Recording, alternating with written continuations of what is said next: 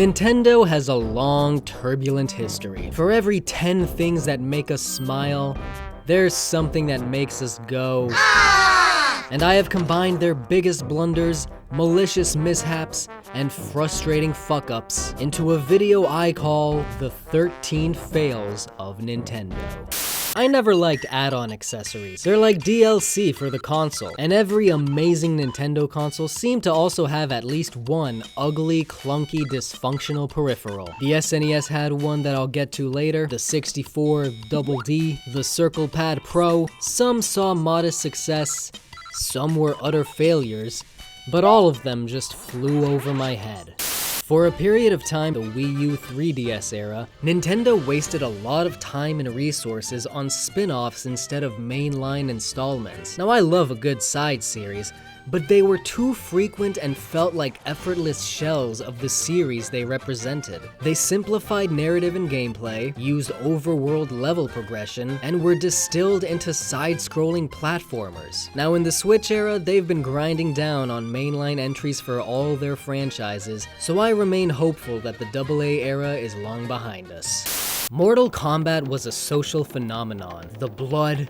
the gore, the fatality. When the original was given a dual release for the Super Nintendo and the Sega Genesis, Nintendo sought to protect their family-friendly image by censoring the game. The sweat, the boredom, the futility.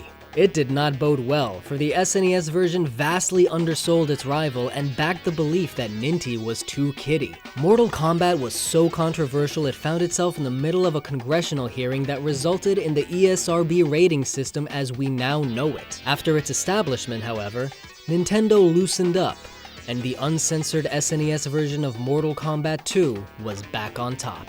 Nintendo's worst-selling home console. Some feel it should be higher on the list, some feel it shouldn't be on it at all, but there's no denying that the Wii U failed critically and commercially. It had a few great games, a few bad ones, it was HD, and it was clearly a forerunner to the Switch. But it was this clunky, bulky controller that people couldn't wrap their heads or hands around. And it was the incessant marketing to kids who were too busy playing mobile games. And that horrible name. It was confusing. So is it a Wii 2 or an add-on or what? What's the U stand for? Ugly! The Wii U was Nintendo's darkest age, and it brought all their other fails to a climax that many of us thought they'd exit as a third-party developer. But fortunately, they emerged from it like a phoenix from the ashes.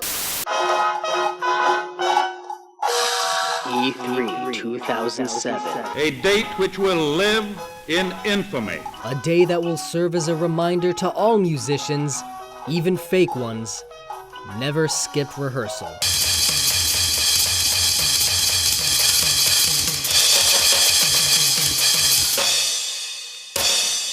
Oh God, how embarrassing.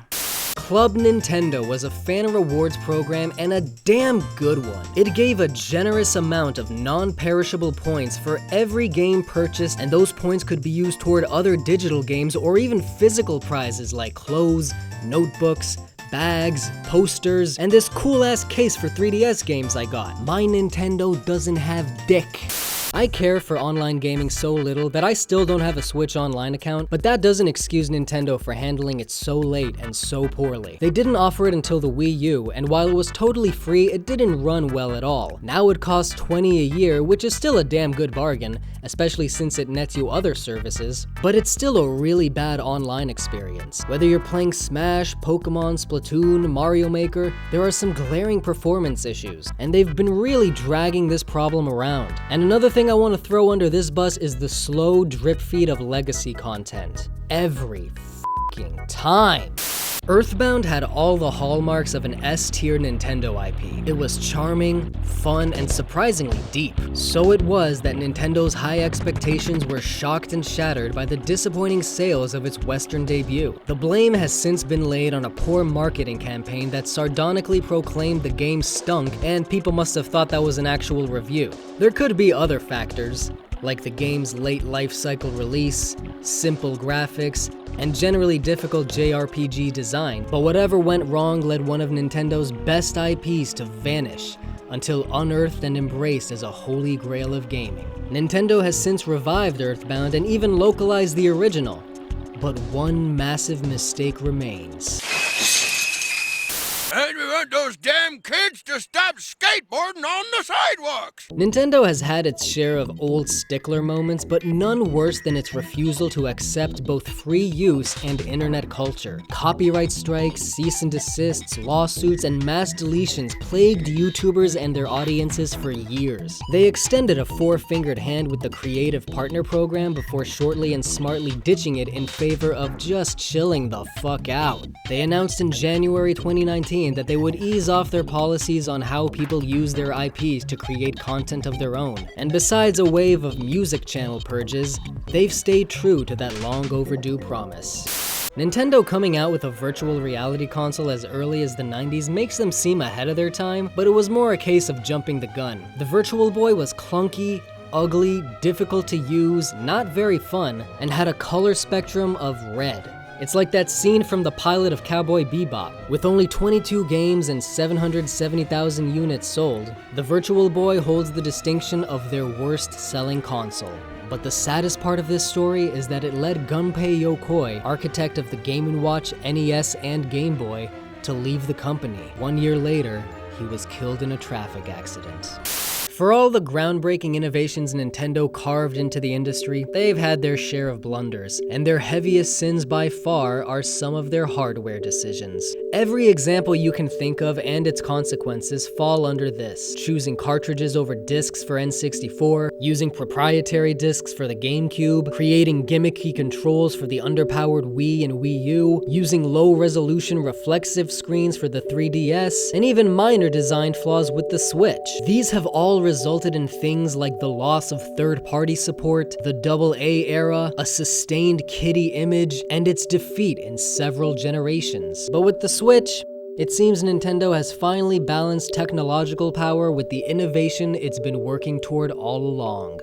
The PlayStation was born by a business vendetta, where Nintendo backed out of their deal with Sony and partnered with their rival company Philips. Some would say the fallout with Sony is their #1 mistake, but I honestly wouldn't have it any other way.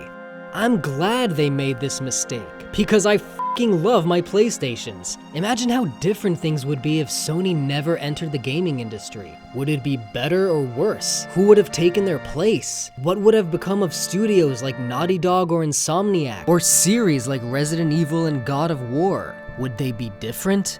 Would they even exist? It may have been one of Nintendo's biggest mistakes, but it was one of our biggest fortunes. And as an added salt in the wound, the partnership with Philips infamously yielded the worst games to ever bear Nintendo's name. They learned 2 lessons from those days. Be careful with your IPs. Business ethics.